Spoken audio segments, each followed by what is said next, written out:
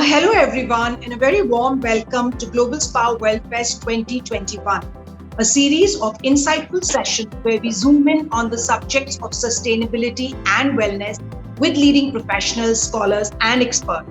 We're delighted to present an inspiring session on sustainable style, the philosophy and impact of responsible fashion, which we all know is really important these days.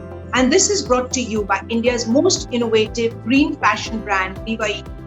To help us navigate this very pertinent discussion, we have some stellar panelists with us today, each of whom is a sustainability crusader in their own respect. We have with us Nelson Javeri, who is the creative design professional with 25 years of industry experience in the field of fashion and textiles. Currently the head of design with Liva, his role includes ideating and developing fabric collections for brands using fibers produced by Birla Cellulose and Liva. His primary role is to engage with designers to promote Liva's sustainable fabrics through their collections. We also have with us Karishma Sahni Khan. She is a Pune-based fashion designer.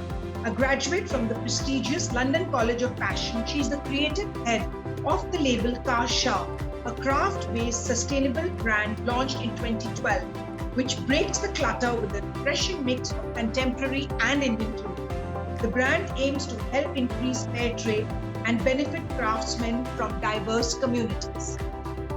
Dr. Sejal Jain is a physiotherapist by profession and a fashionista by heart. She is a conscious consumer who follows the simple philosophy of recycle, repurpose, and reduce. Her innate style sensibilities and keen eye for color, cut, and texture help her put her own spin on the latest trends, inspiring her 300K followers on social media to stay stylish and sustainable. Welcome all three of you. It is such a pleasure to have you on this very important and special panel. So I'm going to start with you, Nelson. Liva Eco is a forerunner in making fashion aesthetically pleasing as well as sustainable. Could you comment on the need for more fashion brands to adopt sustainable practices, and in what ways can they do that? Thank you, Parinita, for the introduction, and it's a pleasure to be here on this panel. Well, as Birla Cellulose's Liva Eco offers consumers, a unique opportunity to buy sustainable fashion.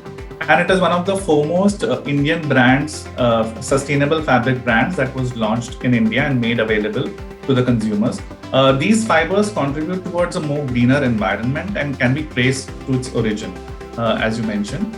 I think, the way things are going now, and by almost 2023, beyond using just sustainable fabrics and following fair trade practices, also embracing circular design and having a credible, assortment of low impact products, it will also become highly imperative that fashion brands can evidence their ongoing efforts to be more ethical and inclusive. You can already see most of the brands, doing that, but I think it needs to be further enhanced and, improved. Fashion brands will be marked out by how invested they are in actions that go beyond their own operation, particularly around areas that are such as boosting biodiversity, helping to restore the planet, and also promoting ethical fashion. Brands will need to collaborate respectfully with all their partners to attract more and more consumers who are looking to align spending with values. And brands will need to assess how product propositions can be optimized, opportunities that can be created around consumers that focus on maintaining their well-being, basically. So I think, brands need to take all these measures to be able to drive this aspect of sustainability and, create more awareness around sustainable fashion. Yeah, you're absolutely right. I think all brands really need to take cognizance of the fact that we all have a part to play in saving the planet. And I think Liva Eco is playing a big part in that. So Karishma, I'm going to ask you, in your experience, what are the most wasteful or harmful aspects of the design and manufacturing process? Karishma ma'am, could you unmute? Karishma, you need to put on your... Yes. I think one of the biggest problems that we face in fashion as an industry is overproduction. There's a lot of products that are made and then sold later at very low prices. And I think this cycle needs to break a little bit. There needs to be more mindful production techniques, because the minute we're more mindful about how we're making it and how many we're making, that is when we wouldn't be throwing things away at that kind of pace. So I can't say consumerism is a big problem because I am a brand too. I also sell product to a customer. But I think what's very important is to think about what happens to the product after it's been worn. Is it is the quality good enough? Is it going to wear and tear out in one wear? Are you going to be able to wear it for like the next 10 years? If they can wear it for the next 10 years, as a brand, can we offer any other services to them in terms of repair? See, it is a product eventually. It is going to run out at some point of time. But as a brand, can we offer some sort of services that help to maintain that? So I think if as brands, we think about quality and producing the right quantities, I think we can make a huge difference to how we've been approaching fashion as an industry and its impact that it has on the environment. Because the faster we make, the faster people think they can throw. And then the entire mass manufacturing that makes prices really, really low, or like just not paying your workers well enough. Like these are real issues, Material is one part of it, but also I think it's so important that we think about the social aspect of the way that the industry functions sometimes. And I think if we can change them together, that's when there'll actually be a real change. It can't be just one side. No, absolutely, you're right. But tell us, you deal a lot with the consumers. So are the consumers becoming aware of this, and are they really making an effort to change? Yeah, so we started doing work in this space in 2012. That's when we actually, that's when our brand launched in 2012. We started doing upcycling right back then. And the kind of difference that you see in the customers' understanding of it. See, understanding is the wrong word. It's also my job to educate them. So we've been trying to do that through our work also. The kind of labeling we put on our product, letting the customer know how it's been done, processes, because it's not their job to know all of these things, right? But I do see a huge shift in understanding from 2012 to today, and just the way people are willing to experiment, people are willing to pay if the product promises to be more than just a pretty garment in their wardrobe. So I do think that there is a huge shift. I'm not saying that we're there yet. There's a huge, long way to go. But I think there has been a very clear shift. And I think now with COVID and people just kind of going back, inwards a little bit, I think that too has made the customer a little bit more conscious than before, for sure. I agree with you. I mean, we definitely have a long way to go. But the first few steps, and a lot of them have already been taken, which is really, really nice. So, I just like to add, I'm so sorry, I want to add in one more point here. We sometimes really often forget that India is a country that has always spoken about these things. We're constantly passing things down through generations. We have Banarasi saris, which are like 50 years old, which are completely intact. So as a country, we already have this. We already have this philosophy. We use things till the end, till it becomes a pocha. We're not a country that really picks up things and throws things away. So I feel like if we just start to realize this as something that really belongs to us, sustainability, just being more mindful belongs to us as a country, I think that would just help us also understand it better. Yes, you're absolutely right. And these days, actually, the concept of wearing your mother's sari or your mother-in-law's sari for the wedding has become very big, which is really good. That's cool. So, Dr. Sejal, tell me, as a fashion enthusiast, it is very easy to get carried away with your shopping list. Do you follow some rules to remain mindful with your purchases? I mean, do you follow it a lot with yourself? To begin with, Parinita, it's been like years. I think most of us have been who are in the fashion industry. We love fashion so much. We are fashion addict. We are shopaholic. Like I was totally into it. So to change from that to this now, being so much mindful was a big deal. And I'm glad that I could achieve it. So now it's not just when I'm buying a product or any article or any dress, anything like that. It comes to my mind whether it's looking good on me or whether it's just worth the purchase. But there are many more factors, attached to it now. Like I question myself, firstly, that do I really need it? First of all, is there anything similar? Is there anything similar available? Like Karishma also said, like we already have so many things, like the heritage is there. So in our wardrobes also, there are many things lying already. So are you buying something similar? Because trends have been coming, going, like, still get 70s, 80s coming shipping. So those are the things. Then also about the fabric, is it biodegradable? Now we are very, we are towards it. And we always see that the fabric is sustainable. So is it with minimal wastage? is that something I'm going to wear and cherish for years? Is it something which I can wear it in multiple ways? That is something I really look forward to when I'm buying. Then the mind is set if it is all meeting the criteria.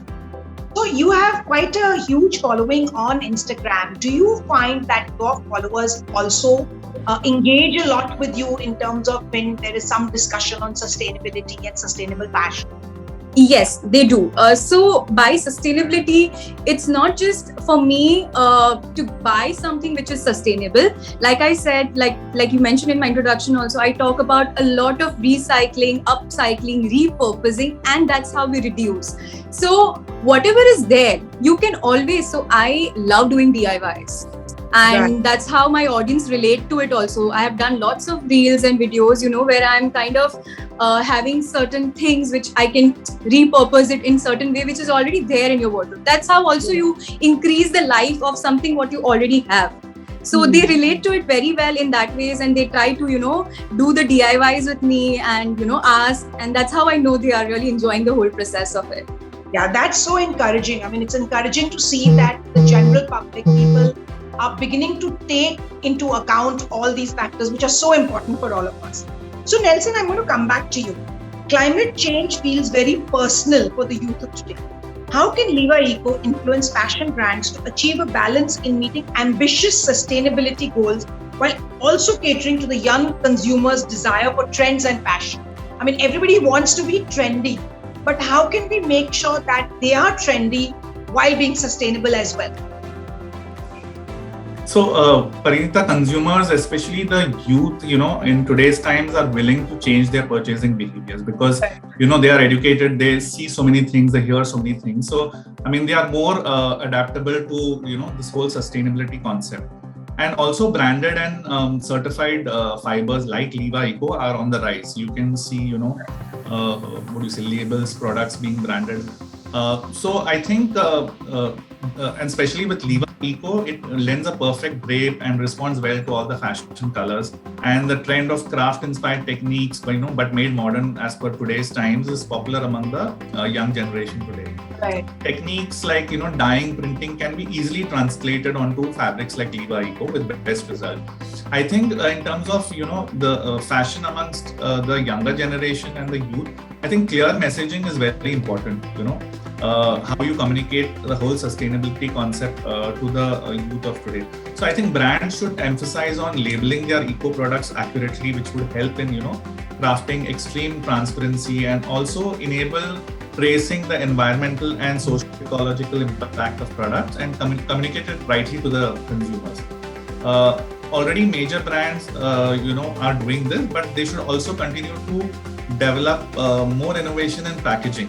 How you deliver or present the product to your consumers. And I think this is very important as a part of your commitments to sustainability, by basically experimenting with new bio-based materials, also creating innovative smart packaging solutions. So I think all put together, that's how you will be able to market or entice a young generation to be able to buy more sustainable products. So you're so right, because usually the concept of sustainable fabric or sustainable clothing, people think it's boring, that you're going to wear a khadi kurta and stuff like that. But I think Liva Eco is changing that narrative to a very large extent and showing that it's not about boring kurtas and jhola wala bags. It's about high fashion also can be sustainable, which is totally commendable. And kudos to you all for doing this so effectively. Thanks. So, eco-friendly fabrics like Liva Eco are so versatile and comfortable to wear. I'm sure sustainable fabrics are a pleasure to work with for you. What has been your experience of working with sustainability in mind and putting that ideology into action? Honestly, for me, there's no other way of doing it. It's a value system that is just a part of who we are as a brand. I learned so much from craft, more than probably what I can possibly give forth, because it's not just about the fabric. You're working with an entire group of real people who are sitting there weaving this, who have their own stories, that have their own traditions and their own culture behind it. So I think my entire journey with working within this space of natural fibers, working with handloom textiles, working with this whole idea of conscious clothing has been it's helped me too. So, Karishma, how can designers and brands reduce wastage and make their operations more responsible towards the environment? I think one way for sure is about being more mindful about how you're sourcing your material and how you're using it. I feel like if you could find certain fabrics that work really well for you, I understand seasonally things change, but usually in an entire year, they don't change that much. So even if you found fabrics that work really well for you, try and work with clusters or vendors for a longer period of time so you're able to actually support a particular region or a particular textile. That's something that we've learned through experience.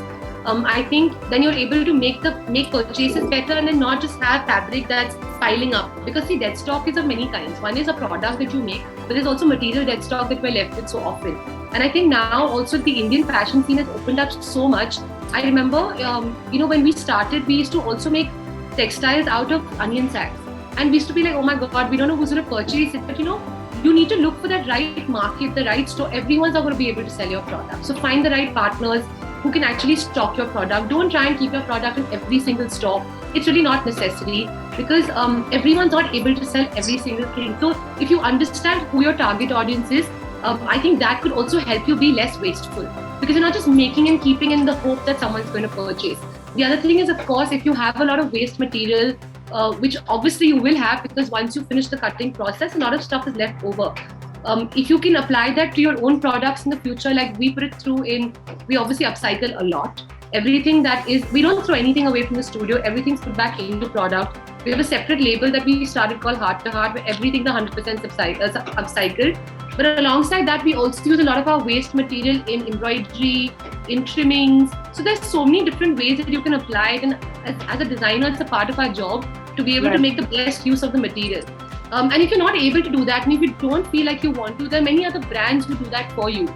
Like Heart to Heart, we also do it for other designers, for other brands. So we're happy, and I'm sure there'll be a lot of other people who could take your waste and make something meaningful out of it. So, have you noticed a very big change in consumer preferences and awareness in brands in terms of consuming sustainable fabrics? In India, yes, I think it is slowly, rising. But yes, there has been a change towards consumer preferences. People are able to understand, or relate to, because it's been spoken so much these days. But, clearly how and what is about this product that it is sustainable. When it is on a small tag, there are very few people who go to read all that information. So, I think, as even Karishma said, Dr. Sejal said, it has to be educated to your consumers in the right way. And, there are consumers who are understanding this. But I think here again, brands play a major role. They will need to provide the consumers with propositions that facilitate this shift, towards sustainability. And I think more and more industries and businesses need to step in and lead this environmental change. Also, I would like to say a lot of creative collaborations between brands, artisans and designers, that's important. Between brands and online communities. This will be the route the industry will need to take to reinvent the way it creates and trades in the future. Also in the digital sphere, as fashion brands evolve into more of content businesses and more influencers create their own product, I think a direct and a two-way dialogue with online communities will be critical for fashion brands to stay more relevant against the new competitive forces in the market. Also, in addition to the immediate value chain and progressing circular business models that most industries and businesses are adopting, I think they will also need to identify areas where one can actively improve outcomes for people, and the planet, of course. And while brands will need to collaborate consciously to respect and support cultural heritage and craft, more and more collections, which is about community building, where they can, which Karishma also spoke about. I think brands should get into that space and do more of such things. And also sourcing of cellulosic fibers should be from certified non-endangered forests, and the protection of these primary forests will help to regenerate natural ecosystems and also lead to a more carbon negative value chain. I think, all together, this is how the ecosystem one should look forward to creating. Yeah, that's important. That's really important.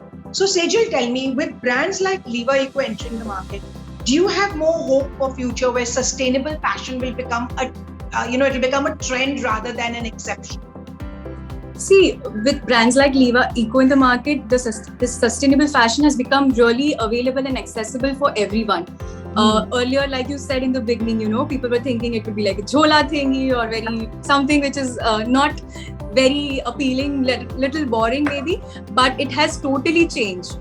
Like with the message being passed on social media, everyone knows now to a great extent that it can be very fashionable, it is very trending, it is bold, it is the way you want it, the way your personality is, you can style it.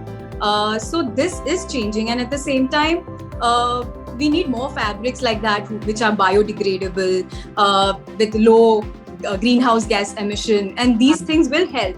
And if you make right choices, I think then slowly we will get more brands looking at it. And with more brands, I think it's all about demand and supply. So if the demand increases, the supply has to be there. So we have a lot of people who are doing a lot of brands, label, fabrics coming up, but we need more. So it's more accessible. Of course, and I think social media plays a huge role in creating trends. So you guys are doing a great job of creating that trend. So tell me one thing, I'm going to ask all of you a question on what is your own sustainability mantra. So let me start with you, Sejal. What is your sustainability mantra? Your personal sustainability? Mine is simple, like reduce, recycle, repurpose. It's simple. First thing first, when you are buying something, make sure that you really need it, okay? And not always you need to buy, because the trends keep repeating. So in that case, make sure what you have, you're restyling it, repurposing it. So you always have options.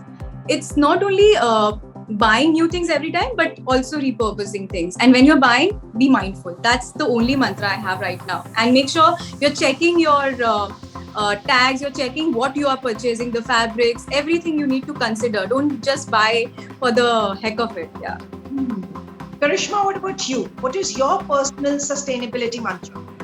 So I think that sustainability runs quite deep. It's about in every single decision that you make. One is about how you buy a product in a store, but also about how you eat, I keep going back to society because I really feel like people really end up not realizing how important that social impact also is on this entire sustainability conversation.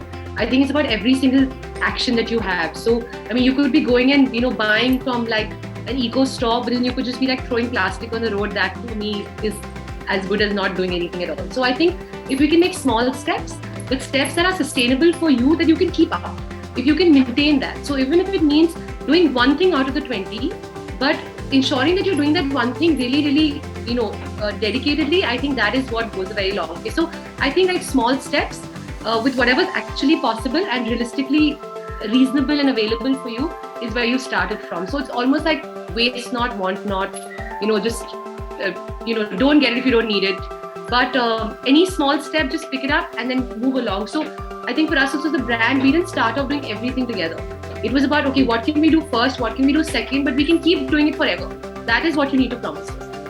That's great. So baby steps in the right direction, what one should have. And consistency.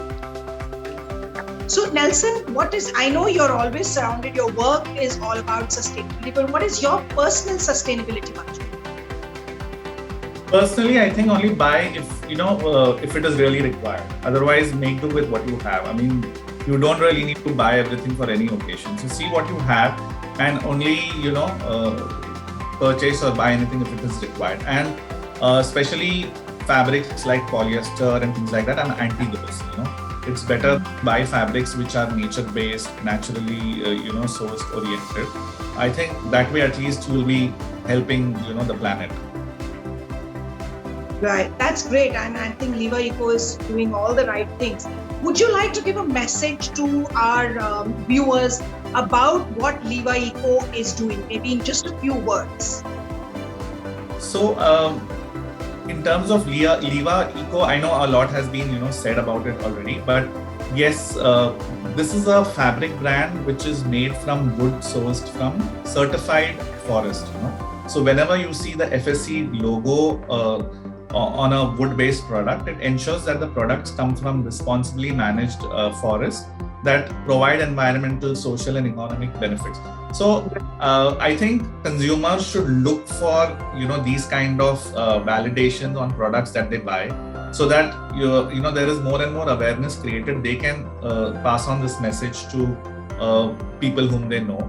And also, I think there is a lot of demand for products like Liva Eco, especially in this particular segment, because even globally, in terms of the fiber market, it has just doubled in the last 3 decades. Right. Attractive appeal, relative affordability, and when sourced sustainably, I think it also has marketable eco benefits. So I think the market is moving towards more of certified eco fibers and fabrics. Yeah, that's great. So, well, it's been such a pleasure having you all here, and I think the insights you all have given us are so valuable, and we really look forward to a lot more happening on sustainability and sustainable fashion as we go along. And with people like you promoting the cause, I think it's just a matter of time before it really becomes the trend. We're already in the right direction, but I'm pretty sure it will become the trend very soon. So thank you all of you, and see you all soon. Thank you so much. Thank you.